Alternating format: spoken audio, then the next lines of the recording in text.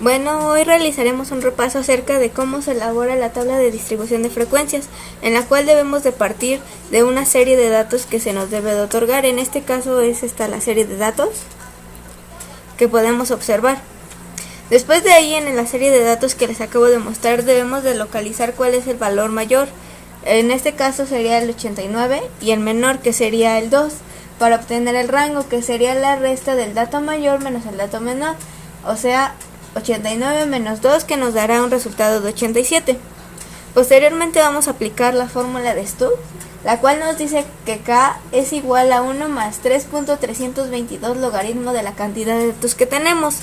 Al sustituir obtenemos que K es igual a 1 más 3.322 logaritmo de 60. ¿Por qué 60? Bueno, porque es la cantidad de datos que tenemos. Al efectuar las sumas y multiplicación del logaritmo obtenemos el resultado de 6.9, el cual vamos a dar un valor entero, ya que no debemos de permitir la pérdida de datos en lo que es la tabla de distribución de frecuencias. Entonces subiría el número de 7. Posteriormente vamos a obtener el resultado de aplicar la fórmula W es igual a R sobre K, es decir, W es igual a el rango sobre la fórmula de Stokes. Esto es para obtener el ancho de la clase. Al sustituir obtenemos que W es igual a 87 sobre 7, el cual obtendremos un valor de 12.47.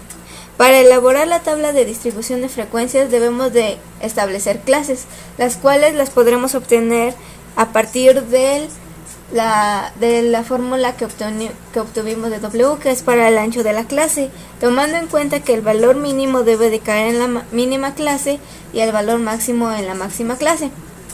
Así obtenemos la clase 0 a 12, 13 a 25, 26 a 38, 39 a 51, por mencionar algunas. Posteriormente vamos a clasificar y a ordenar los datos que tenemos, agruparlos principalmente los que se nos dio en la primera tabla que obtuvimos.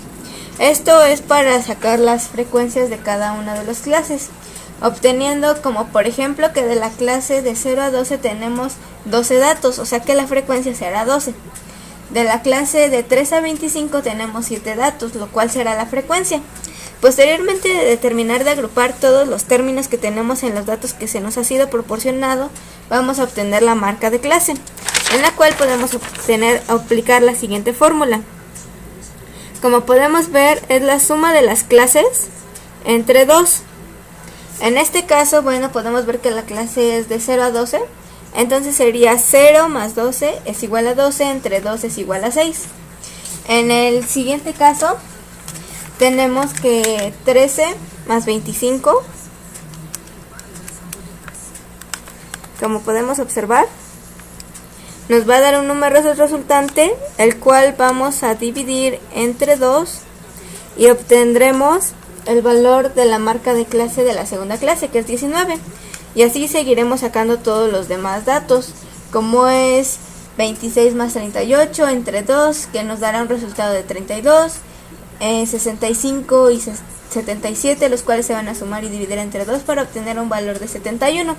Posteriormente vamos a obtener lo que se conoce como frecuencia relativa, en la cual también podemos explicar como una fórmula, en la cual nos dice que es la frecuencia sobre el número de datos, es decir, la frecuencia entre el número de datos. Aquí tenemos una frecuencia de 12 entre el número de datos que habíamos quedado que eran de 60, es decir, 12 entre 60, y obtenemos una cantidad, la cual será colocada aquí como podemos ver. En este caso sería igual 7 entre 60, 0.11, 6 entre 60, 0.1, y así sucesivamente hasta terminar de llenar la tabla. Luego aplicaremos lo que es la frecuencia acumulada, en la cual podemos describirla de esta forma. Lo que nos quiere decir es que la clase 1 va a ser igual a la frecuencia 1, es decir, aquí tenemos en la columna de frecuencia acumulada, que va a ser igual a la frecuencia, es decir, 12 a 12. Pero al momento de efectuar la frecuencia acumulada de la clase 2 es cuando va a cambiar, porque entonces tendremos que sumar la frecuencia 1 más la frecuencia 2. En este caso sería 12 más 7 que vamos a obtener el valor de 19, como aquí podemos ver, y así sucesivamente. Por ejemplo, si queremos obtener este valor de frecuencia acumulada, debemos de sumar 12 más 7 más 7 más 8 para obtener el resultado de 34.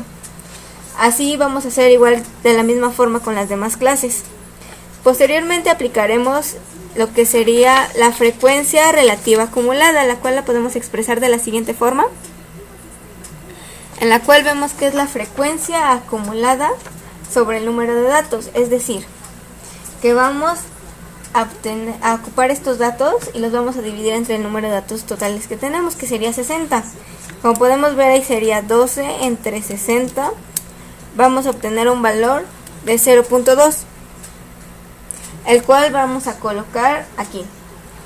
Posteriormente, por ejemplo, si queremos sacar el de la tercera clase, que sería esta, que va de 26 a 38, tendríamos que aplicar lo que sería 26 entre 60, el cual nos va a dar el valor de 0.43, como podemos observar,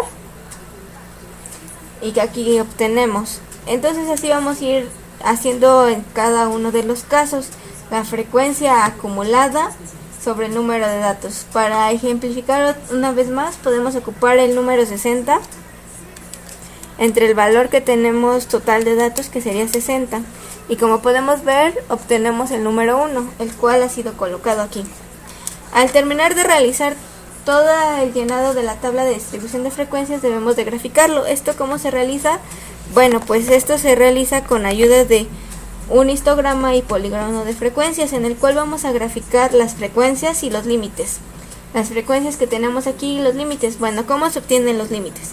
Los límites debemos de sumar este valor con este valor, este con este, es decir, cruzadamente, y dividirlo entre 2 para obtener el valor del límite y posteriormente irlos acomodando.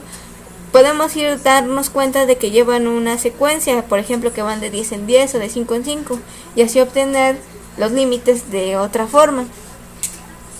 Entonces graficaremos frecuencia sobre límites, obteniendo lo que es el histograma y el polígono de frecuencias, en el cual podemos observar estas líneas que se unen.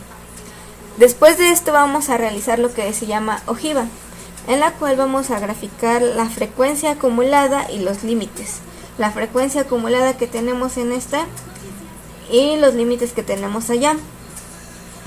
En este caso la gráfica nos dará como resultado esto, que podemos observar cómo va creciendo la ojiva.